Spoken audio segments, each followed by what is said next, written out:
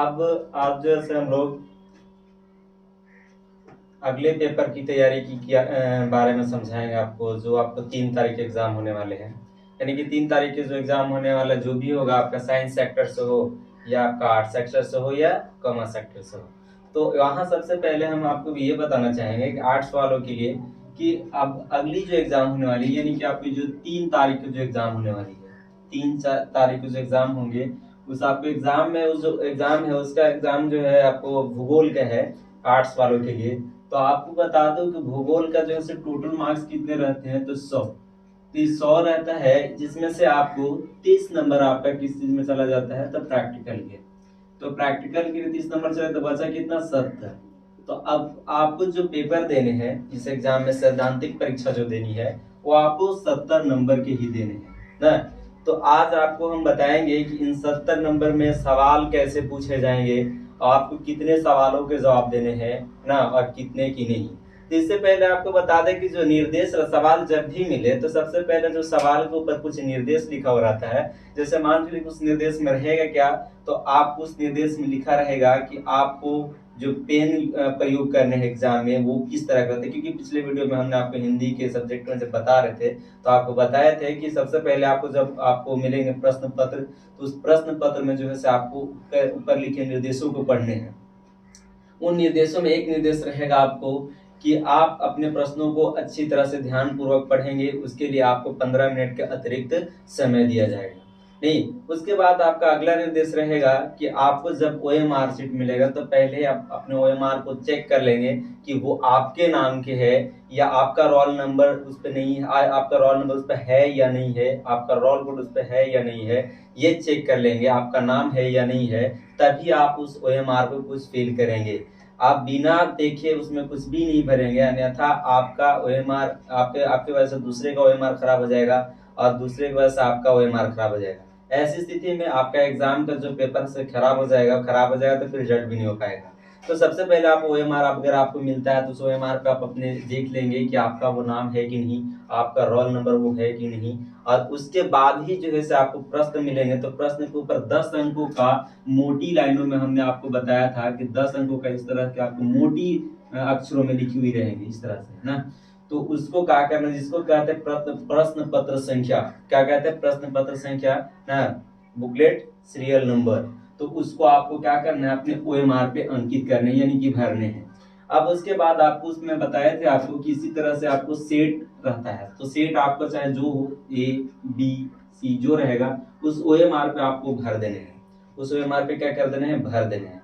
और भरने के बाद जो है आपको क्या करना है कि भरने के बाद आपको उसको क्या करना है कि अगले उसके बॉक्स एक रहेंगे राउंड वृत्ताकार, उसको क्या करेंगे, आप गोल कर देंगे, यानी कि भर देंगे। और आपको तो पहले पिछले वीडियो में हमने बताया था कि जो आपको रंग करने रहते हैं, यानी कि आपको प्रगाढ़ करना रहता है, उसको ब्लैक ना या तो कैसा ब्लू पेन से आपको प्रगाढ़ करना है। और वो पेन कैसा होना चाहिए, तो आपको स्मूथ बॉल पेन होना चाहिए। या तो आप ब्लैक से करेंगे या तो ब्लू से करेंगे, इसके अलावा अन्य कोई पेन का इस्तेमाल ना करेंगे। नहीं तो आपका जो क्वेश्चन पेपर है, सॉरी आंसर पेपर है, तो उस आंसर पेपर का जो है आपका मूल्यांकन नहीं हो पाएगा। दूसरी बात है कि आपके एग्जाम में कभी भी जेल पेन वगैरह का प्रयोग ना करें, अच्छे पेन का प्रयोग करें, क्योंकि आप जेल पेन से आपको लिखेंगे तो आपका मूल्यांकन नहीं हो पाएगा। आप जो लिखे हुए रहेंगे वो कॉपी कुछ दिनों में ही क्या हो जाता है, पूरी तरह से विस्तृत रूप से फैल जाता है उसका इंक, तो आपकी कॉपी खराब हो जाएगी। इसके वजह से आपसे कहा जा रहा है कि कम से कम आप जब भी एग्जाम में जाए तो स्मूथ बॉल पेन का ही प्रयोग करें। उसके बाद आपको बता दें कि जब ओएमआर मिलेगा, तो ओएमआर में आपको जो भरना है से किस तरह से उसके वैकल्पिक ऑप्शनों को किस तरह से आप भरेंगे। तो पहली बात आपको बता दें कि जो आपको वस्तुनिष्ठ प्रश्न रहेगा, आपको सबसे पहले बता दूं कि कुल प्रश्नों की संख्या जो रहता है से कितना रहेगा आपको भूगोल में, तो 96 रहेंगे। कितने रहेंगे, 96 टोटल प्रश्नों की संख्या बताया जा रहा है। अब उसमें से आपको हम बता दें कि इसमें से 70 को रहेगा, आपको 70 प्रश्न रहेगा वस्तुनिष्ठ प्रश्न। कितना, वस्तुनिष्ठ प्रश्न। और आपके बाद आपको इसको ये जो 70 आपको वस्तुनिष्ठ प्रश्न मिलने वाले हैं, तो इसमें से आपको जवाब कितना देना है, इन 70 में से आपको मात्र इसके 35 जवाब देने हैं। किसी भी 35 का आपको आंसर दे देना है। और इसमें से आपको जवाब कैसे देना है, तो आपको याद रखिए कि आपको पहली बार हम जब पिछले वीडियो में हिंदी में बताए थे कि आप पहले प्रश्नों को अच्छी तरह से पढ़ेंगे। प्रश्नों को अच्छी तरह से पढ़ेंगे और उन प्रश्नों को पढ़ने के बाद उन्हीं प्रश्नों का जवाब पहले देंगे जिसके आंसर आपको एकदम कंफर्म हो, आप उसके आंसर से एकदम पूरी तरह से सहमत हैं कि हाँ इसका आंसर यही होगा। अगर आप उस जिस प्रश्न में आपको लगता है, जरा सा भी आपको लगता है कि हम इसके आंसर में थोड़ा सा कंफ्यूजन है, तो आप उसको छोड़ देंगे, उसको हम लोग बाद में देखेंगे। जब आप जितना आपको पहले याद है उसको पहले बना लेंगे, बना लेने के बाद जब कुछ प्रश्न बच जाएंगे तब जाकर उन प्रश्नों पे सोच विचार तर्क वितर्क करेंगे, तो अपने हिसाब से उसके आंसर देंगे।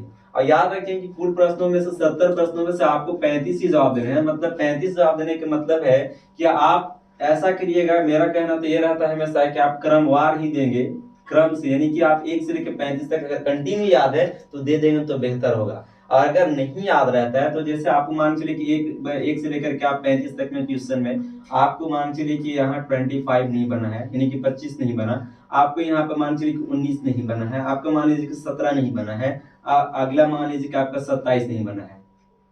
तो एक से लेकर 35 प्रश्नों में कितने बच गए? 1 2 3 4 प्रश्न। इन 4 प्रश्नों के उत्तर आप फिर 35 के बाद से जो सवाल है उन सवालों में से आप ढूंढ करके जो आपको उचित उत्तर लगे उसको आप बनाएंगे, मतलब कि उसके ऑप्शनों को अपने OMR पर भरेंगे, चाहे ऑप्शन उसका जो भी हो। अब जब जैसे ही आपका 35 पूरा हो जाता है तो आप उसको फिर छोड़ देंगे।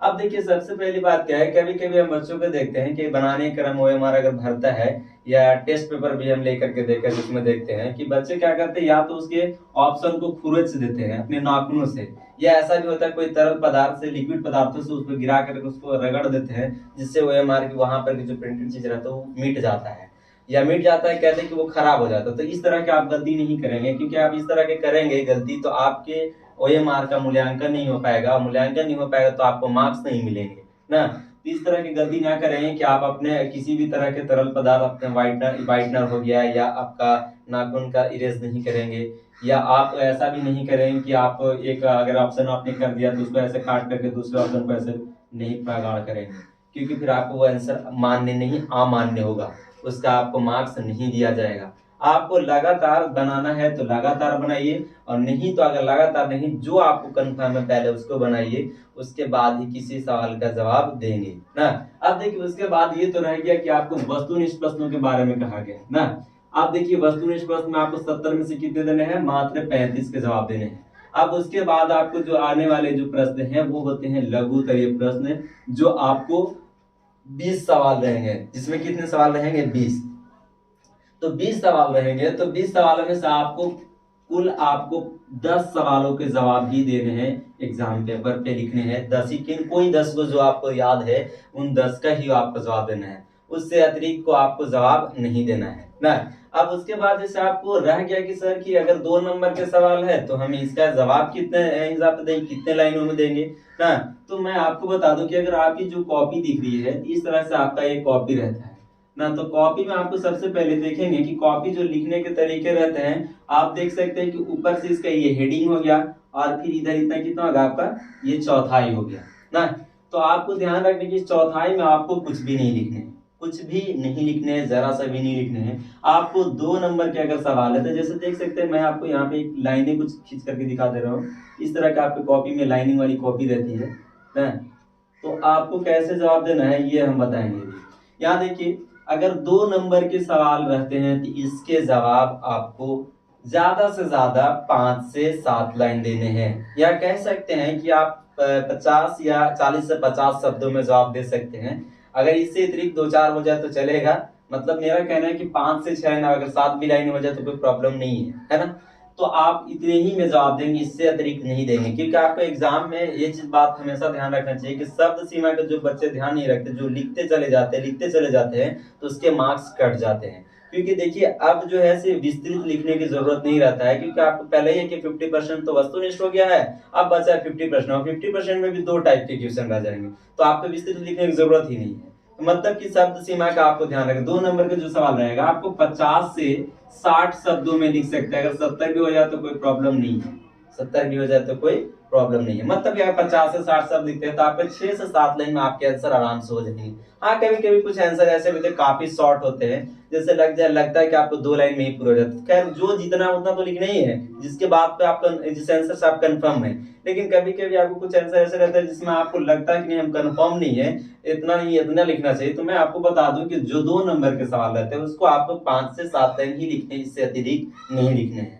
अब देखिए उसके बाद आपको जो क्वेश्चन में आप कॉपी को कैसे लिखेंगे, तो सबसे पहले बता दें कि आपको जो ये दिख रहा है आपको चौथा है, इसमें आपको कुछ नहीं लिखने हैं, इधर आपको कुछ नहीं लिखने हैं। अब लिखना कहाँ है, तो आप यहाँ चौथाई के बाद से यहाँ आप लिखेंगे ना, चौथाई के बाद से आप लिखना। एक बात आपको बता दें कि आपको सबसे पहले देखना होगा कि प्रश्नों की जो परिस्थिति रहता है वहां पे 2 तरह से जैसे बटा हुआ रहता है। आपको बता दूं कि एक आपको खंड अ रहता है, एक खंड ब। खंड अ में आपको वस्तुनिष्ठ प्रश्न रहेंगे जो आपको हम पहले समझा दिए या पिछले वीडियो में भी हमने आपको बताया था। सेम कंडीशन यहाँ भी उसका इंस्ट्रक्शन रहेगा।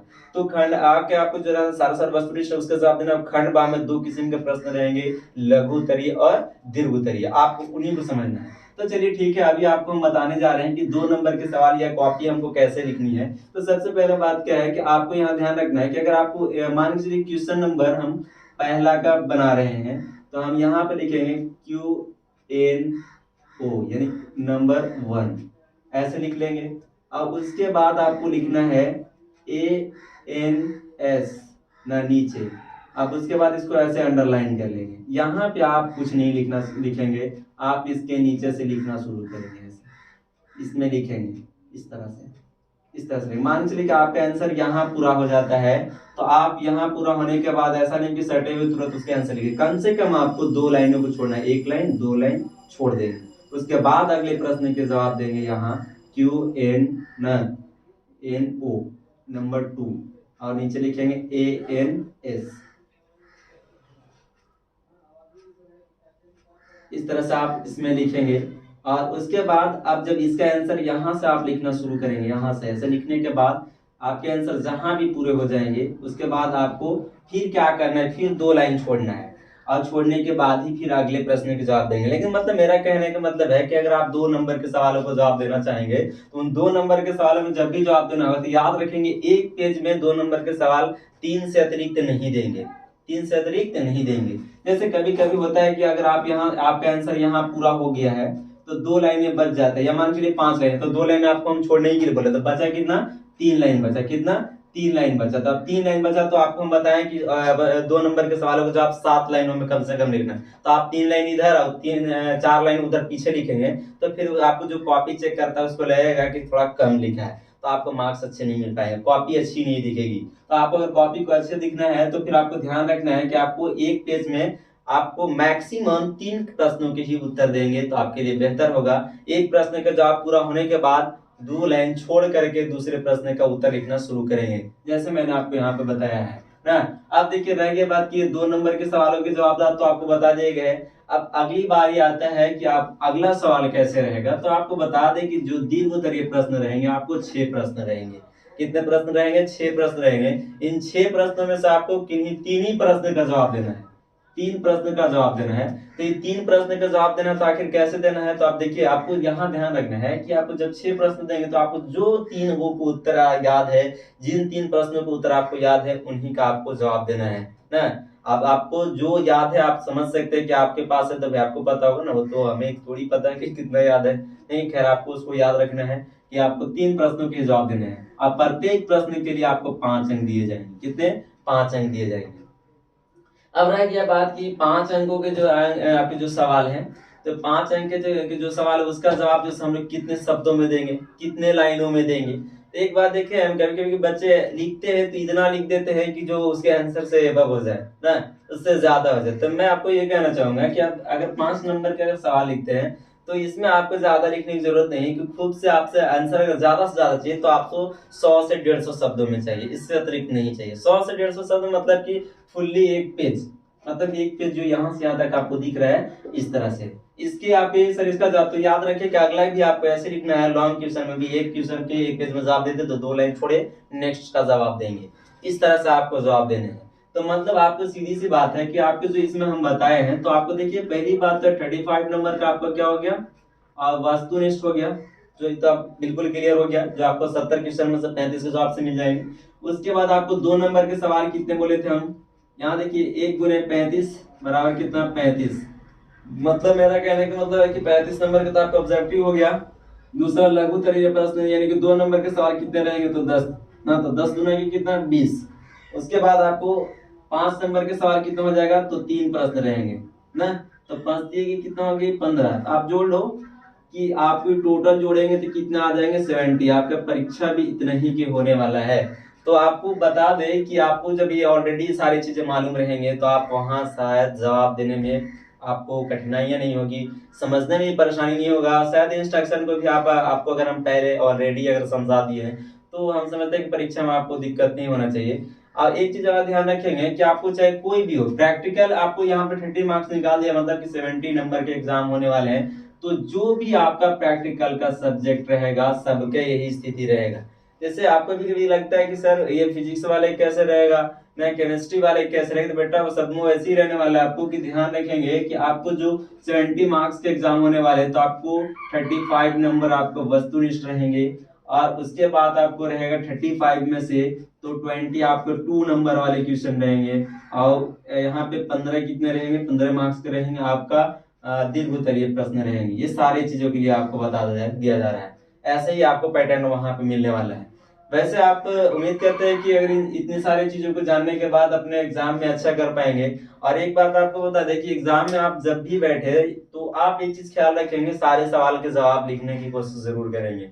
और एक चीज और ध्यान रखेंगे कि कभी कभी बच्चों को देखते हैं कि सवाल का जवाब कुछ और चाहिए था लेकिन बच्चे कुछ और लिख देते। इस तरह का आप हरकत ना करेंगे क्योंकि आपको मार्क्स नहीं दिया जाएगा। आप उन्हीं सवाल के जवाब के हिसाब से, अगर नहीं भी आता तो उसी के हिसाब से उसी के अकॉर्डिंग लिखेंगे ताकि आपको कुछ दिया जा सके। अब ऐसा कुछ ना लिख दें कि जिसका कोई मतलब ही नहीं हो, तो इससे आपको मार्क्स मिलेंगे भी नहीं, हो सकता है कि आपके मार्क्स कट भी सकते हैं। इसलिए ऐसी गलती ना करेंगे। और उम्मीद करते हैं कि आज जो हमने आपको बताया इस तरह इस रूट को अगर आप फॉलो करते हैं तो आगे आपको कठिनाई नहीं होगी, और उम्मीद करते हैं कि परीक्षा में अच्छा कर पाएंगे, आपको नंबर भी अच्छे आ जाएंगे। बस शुक्रिया, इतना ही।